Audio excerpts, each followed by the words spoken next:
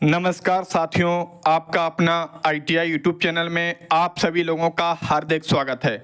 आज के वीडियो का थंबनेल सभी साथियों ने चेक कर लिया होगा। जो आज का हमारा वीडियो रहने वाला है वह ITI एडमिशन 2025 से रिलेटेड एक इम्पोर्टेंट न्यूज है जो कि सभी छात्रों के लिए बहुत ही महत्वपूर्ण रहने वाली है।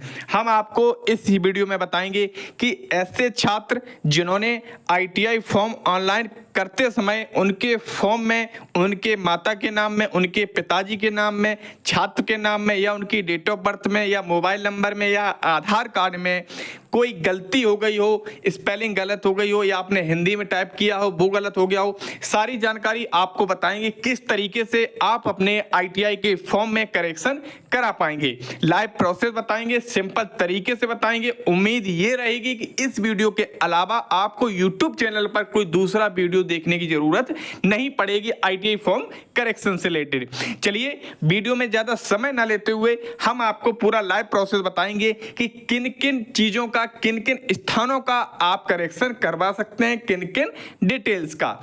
चलिए वीडियो में ज्यादा समय ना लेते हुए आपके सामने एक फॉर्म का जो स्क्रीनशॉट है वो आपके सामने प्रदर्शित है। जब आप अपने ITI का फॉर्म ऑनलाइन आवेदन कर रहे होंगे तो कि आप सभी लोगों के सामने भी इस तरीके का पेज है वो जरूर ओपन हुआ होगा जब आपने ITI का फॉर्म ऑनलाइन किया होगा। चलिए आपके सामने ITI का फॉर्म का जो फर्स्ट पेज है वो आपके सामने ओपन हो चुका है। अब आपको इस पेज में दिखाई दे रहा होगा, यहाँ पर आपको छात्र का नाम इंग्लिश में डालना है, यहाँ पर आपको आवेदक का नाम हिंदी में डालना है। कहने का मतलब छात्र का नाम, छात्र के पिताजी का नाम और छात्र की माताजी का नाम, ये आपको इस कॉलम में आपको इंग्लिश में डालना है, इस कॉलम में आपको हिंदी में डालना है। अगर ऐसे छात्रों ने जिन्होंने इस कॉलम में कोई गलती कर दी है, इन्होंने जैसे कि आप मानिए अहम कुमार लड़के का नाम है AHAM स्पेस KUMAR, तो किसी छात्र ने अहम कुमार में H नहीं बना पाया या फिर M नहीं बना पाया या फिर डबल M बना दिया है या फिर कुमार नहीं लिख पाया है, तो ये जो सूक्ष्म गलतियां हैं आप किस तरीके से करेक्शन करा पाएंगे, सारी जानकारी आपको आगे वीडियो में हम आपको बताने वाले हैं। एक एरर्स आपकी ये हो गई। एक एरर्स क्या हो सकती है कि छात्रों ने हिंदी में नाम डालते समय, हिंदी में जब अपना नाम यहाँ पे फीडिंग कर रहे होंगे तो कहीं ना कहीं नाम में आपने गलती कर दी होगी। जैसे यहाँ पर नाम मंजू देवी है तो हो सकता है आपने मंजू कुमार कर दिया हो। आपके जब आवेदन फॉर्म आपने कर रहे हो तो वहां पे आपने मंजू कुमार कर दिया गया हो। ये आपकी दूसरी एरर्स हो गई। अब तीसरी एरर्स क्या है आपकी, यहां पर आप डेट ऑफ बर्थ डाल रहे होंगे इस वाले कॉलम में, जन्म तिथि वाले में, तो कहीं ना कहीं आपने सपोज दैट जैसे एक छात्र की जन्म तिथि जो है 1/1/2004 है तो उसने किया है 1/1/2005, जो कि गलत डेट ऑफ बर्थ है, वो कहीं ना कहीं गलत पोर्टल पर फिल हो गई है। ये आपकी तीसरी एरर्स है। चौथी एरर्स क्या है, आपकी जो कैटेगरी है, कैटेगरी कहीं ना कहीं आपने, अगर आपका SC कैटेगरी है तो आपने कहीं ना कहीं OBC कर दिया होगा। ये भी आपकी एक चौथे नंबर की एरर्स हो सकती है। पांचवें नंबर की एरर्स आपका मोबाइल नंबर। मोबाइल नंबर इसलिए गलत नहीं होगा क्योंकि अगर आपने गलत मोबाइल नंबर डाला होगा तो उस नंबर पर OTP जाती है तो वो OTP आपको प्राप्त नहीं हो सकती, और अगर आपने सही मोबाइल नंबर डाला होगा तो OTP कहीं ना कहीं आपके पास ही आएगी। तो ये मोबाइल नंबर का जो करेक्शन का ऑप्शन है वो कहीं ना कहीं बिल्कुल सही होगा, क्योंकि मोबाइल नंबर सही OTP ही आप इसमें डालेंगे तभी फॉर्म आपका आगे बढ़ेगा। अब हम बात करते हैं आधार नंबर की। तो कहीं ना कहीं ऐसे छात्रों ने जिन्होंने आधार कार्ड का नंबर कहीं ना कहीं 1-2 अंक आगे पीछे अपलोड कर दिए हैं, तो ये सारी जानकारी आपको एक, जब आप, ये तो आपकी पहली स्टेप हो गई। ये आपकी कौन सी स्टेप हो गई, पहली स्टेप। ये ITI के फॉर्म की पहली स्टेप ही बहुत ही महत्वपूर्ण है। ये सभी छात्र इस बात को अवश्य ध्यान रख लें। जो ये पहली स्टेप है और पहली स्टेप में जितनी भी डिटेल्स भरी गई हैं हैं, बहुत ही महत्वपूर्ण डिटेल्स हैं। पहली बात, आपको इन डिटेल्स में किसी भी प्रकार की कोई भी एरर नहीं करनी है, ना ही कोई त्रुटि करनी है। तो सबसे पहले इस स्टेप को जिन लोगों ने अभी तक आवेदन नहीं किया गया है, तो इस स्टेप को, पहली स्टेप को ही सावधानी पूर्वक भरें, क्योंकि ये स्टेप ही आपके आईटीआई का जब आपको सर्टिफिकेट और मार्कशीट मिलेगा तो यही सारी डिटेल्स और मार्कशीट और सर्टिफिकेट में आपने देखने को मिल जाएंगी। चलिए, अब जैसे आप ये डिटेल्स जो भी आपने गलत की हो या सही फिल की हो, जब ये आप सारी डिटेल्स फिल कर लेंगे, अब क्या होता है, आपने पेमेंट किया होगा, अपना पेमेंट करने के बाद एक इस तरीके का काउंसलिंग लेटर हम बोल सकते हैं या एडमिशन का जो फॉर्म होता है, जब आप अपना रजिस्ट्रेशन कंप्लीट कर लेते हैं तो आपके सामने इस तरीके से एक प्रिंट आउट निकल के आ जाता है, जब आप अपना पेमेंट कर पाते हैं। चलिए, अब हम बात करते हैं, आपने पेमेंट भी कर दिया, पेमेंट के बाद आपके सामने इस तरीके का जो एक काउंसलिंग लेटर है वो आपके सामने ओपन हो चुका है। अब हम आपको इस वीडियो में बताएंगे कि आप किन किन डिटेल्स का करेक्शन कर पाएंगे।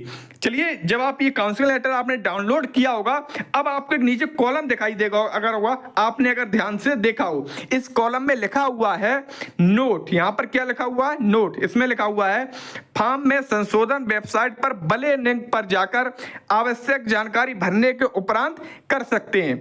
संशोधन फॉर्म भरने के समय से 48 घंटे तक किया जा सकता है। मतलब फॉर्म में 48 घंटे तक जब आप अपना पेमेंट कर देंगे, उस पेमेंट के बाद 48 घंटे तक आप अपने फॉर्म में सुधार करवा सकते हैं। किन किन डिटेलों में करवाएंगे, किन किन डिटेलों में नहीं कर पाएंगे, इन बातों को आप समझिएगा। तो आप सबसे पहले नाम, पिता का नाम, माता का नाम, इनमें आप संशोधन नहीं कर पाएंगे। छात्र अगर अपना नाम, पिताजी का नाम और माताजी का नाम आपने गलत फिल कर दिया है तो इन नामों में आप करेक्शन नहीं कर पाएंगे। छात्र परेशान ना हो, हम आपको वीडियो में इसका भी सॉल्यूशन बताएंगे। तो सबसे पहले ये जानकारी जो हमने दी है, ऐसे छात्र जिन्होंने अपना नाम, पिताजी का नाम, माताजी का नाम गलत फिल कर लिया है तो ये करेक्शन उनके द्वारा नहीं किया जा सकता है। केवल करेक्शन हम किन डिटेलों का कर सकते हैं वो आप वीडियो में देखिएगा।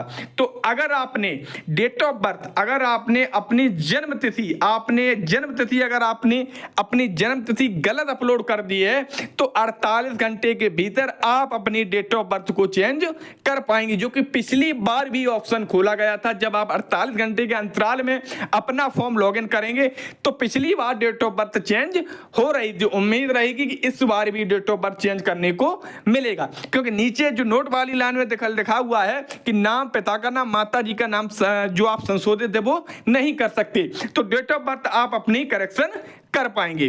उसके बाद आप अपने आधार कार्ड का नंबर करेक्शन नहीं करा पाएंगे जो आपने फिल किया होगा। मोबाइल नंबर तो आपका सही ही होगा, तभी आपका फॉर्म आगे बढ़ पाएगा।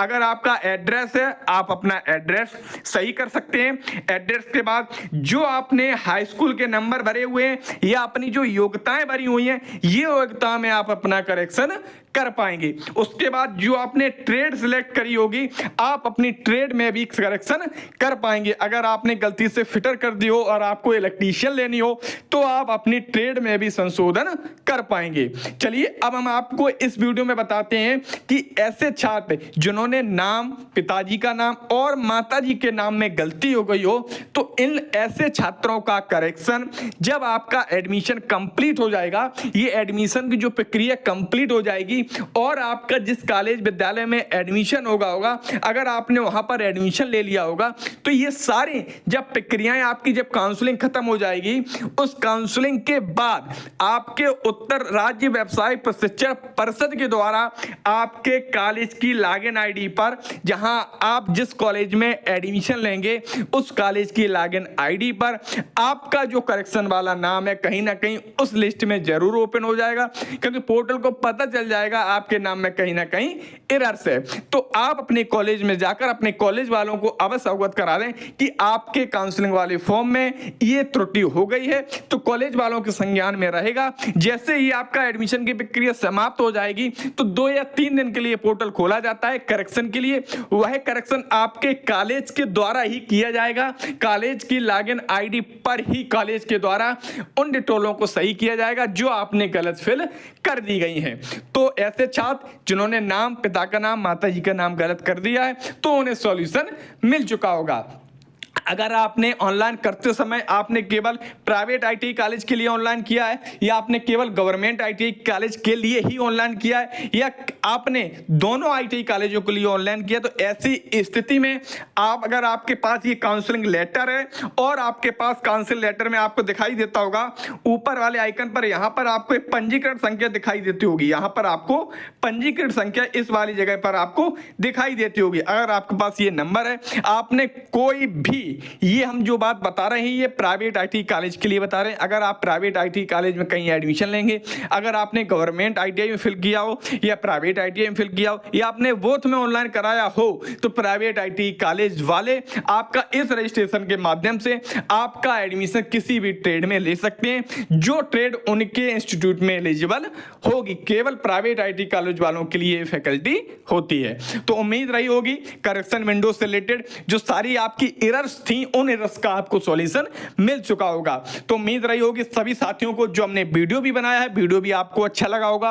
वीडियो अच्छा लगा तो हमारी वीडियो को लाइक अवश्य कर दें और ज्यादा से ज्यादा अपने साथियों के पास शेयर करें जिससे उन्हें भी जानकारी मिल सके अगर उन्होंने अपने फॉर्म में कहीं त्रुटि कर दी है तो उन त्रुटियों को सही कैसे किया जा सकता है। तो वीडियो में बने रहने के लिए सभी साथियों का एक बार फिर बहुत बहुत धन्यवाद।